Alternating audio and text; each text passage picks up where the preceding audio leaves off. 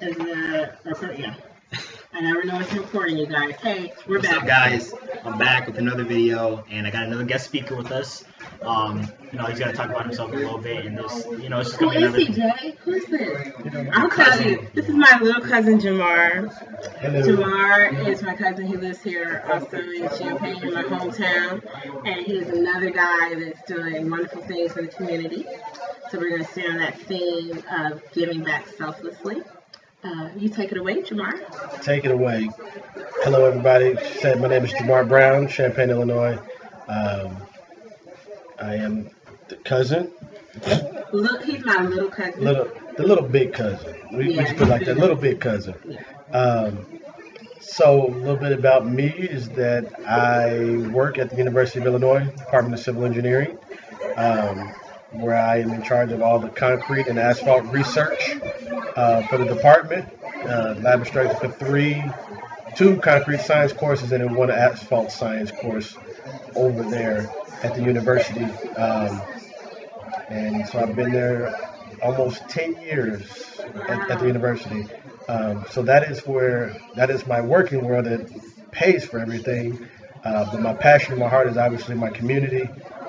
Champaign has given me a lot, and I feel obligated to give back to the community. And so my few short years on this earth, I've done a lot of volunteer work. Started maybe about 8 or 9 years ago. Started as a human rights commissioner for the city of Champaign, and that's where people will come in to do complaints about the city if they feel like they've been discriminated against as far as housing, jobs, or being denied services throughout the community.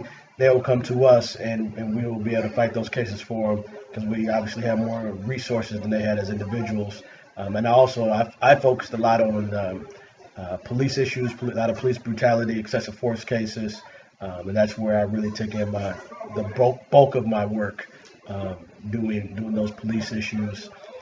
From there, I'm part of a men's group, the North End Men's Breakfast Club, and it's a group of African American males, about 20 of us, from all walks of life, from unemployed all the way up to professors, and everywhere in between, where we get together 2 Saturdays a month. We cook breakfast, start at 6 a.m. in the morning, and we break bread with each other. We get to talk, get to know each other, but then we also take care of business when it comes to our community and bettering our community.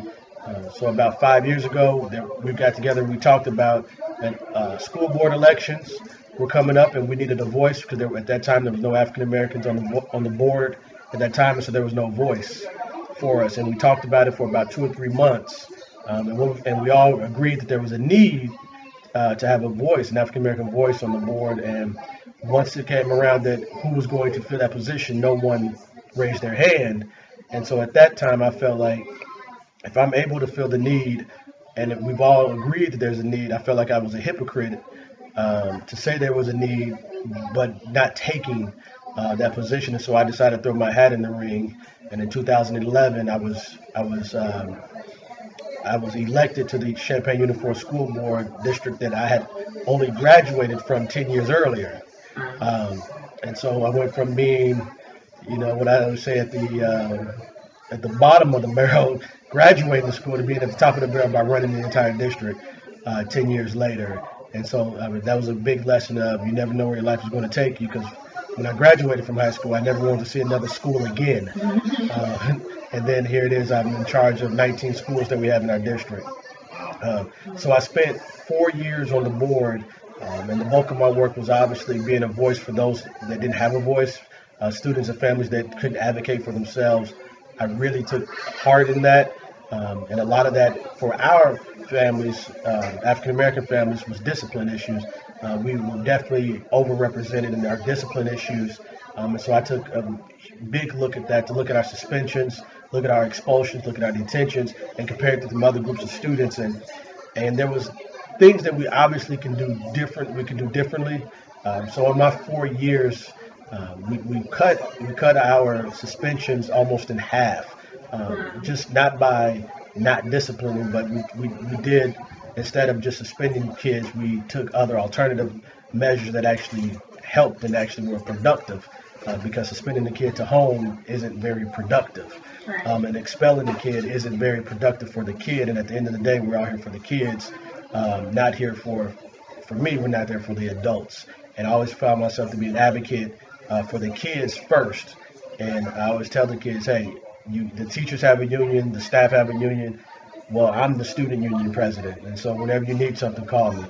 And that's where I took the bulk of my work from, and my passion was with those. And so I have not been on the board for about 6 months now, but yet I'm still taking on all of the calls from families that are still need to be advocated for, and so that's still my passion. On top of that, I'm the vice president of the National Council of African American Men, and so that's what I'm taking on now, and also on the board of directors for a local education group, Tap In Leadership Academy. I'm on those, and those are a big after-school program. I'm helping for kids that may need the extra help and teach them more of the skills that they don't get at home, just to keep them on par with kids who have access and families who have access to special tutors and the more expensive learning programs outside of the school day. Tap In is a resource for them. They can use that with no money. And so that's what he's saying to the Brookwood community is something that a lot of you may not be familiar with. And there is, sometimes you may hear someone say that's accomplished something. Oh, well, you know what? He could have done whatever I did. He has the same opportunities. And that is such an easy thing to say when you've accomplished a lot. But growing up in actually different states and also having a family that's moved through different economic times, I can assure you that everyone's not afforded the same opportunities. Sure. And what he just said in a nutshell is that there are communities that they don't have readily available tutors just on dial. They don't have, the programs, the many programs that Brookwood has available. And you should really take advantage of what you have at your fingertips, but also understand that there's a huge contrast as to what you have, in comparison to what others don't have. So to see how unfortunate you are. Yes, what do you want to say? With that being said, there's a lot of kids in my school that just do not like school at all. They don't care about their studies at all. A bunch of people are happy with oh, I got a C on a test. I'm happy. I'm why? You have all these tutors and stuff, and you're happy that you're barely passing the class. And then there's other kids that are really struggling because they don't understand the material, but they can't actually go out to get help for it. I mean, take advantage of what you got, basically, because it's kind of dumb if you don't do that. I mean, you should take advantage of it and it will benefit yourselves rather than. And I know that what we're saying right now is it could easily go in one ear and out the other. It's who wants to talk about this type of stuff? This doesn't interest me. But I assure you, being in high school, you have no idea how close you are to the real world. And these issues will be very real to you later. And so I just want to say this here. You have so many opportunities afforded to you at Brookwood. And what my cousin battles in his battle for the past, for 4 years and saw when he was growing up as well is a huge contrast. And if these kids had half of what you have, the sky's the limit to what they can do. So there's no reason why you should ever settle for mediocrity or C averages or absolutely. Absolutely. And what I always say is, every kid has potential to do well, but every kid is just not afforded the same opportunity.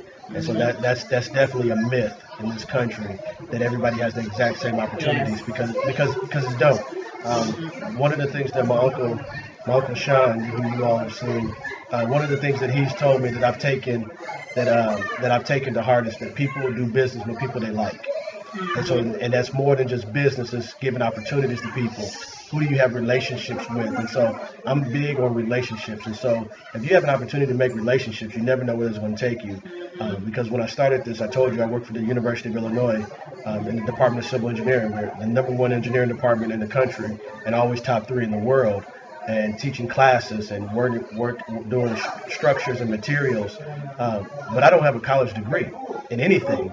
And so it really wasn't me. It was the relationships that I built and the work ethic that I put through. And so that was an opportunity that was afforded to me because of relationships. And I realized that people do business with people who they like.